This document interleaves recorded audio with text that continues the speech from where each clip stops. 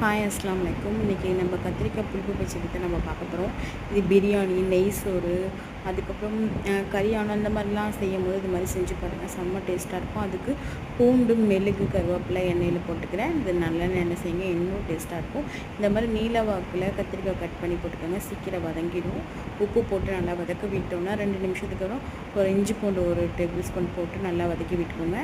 அதுக்கப்புறம் கரம் மசாலா, மிளகாய் தூள் நான் இது மட்டும் தான் போட்டேன். மஞ்சள் தூளும் போட்டுக்கலாம். நான் அது போடல, கொஞ்சம் சகப்பாக இருக்கட்டுமேன்னு சொல்லிட்டு நான் போடல. அதுக்கப்புறம் நல்லா வதங்கினதுக்கு பிறகு தக்காளி, வெங்காயம், பச்சை மிளகாய் எல்லாமே போட்டு விட்டுருங்க.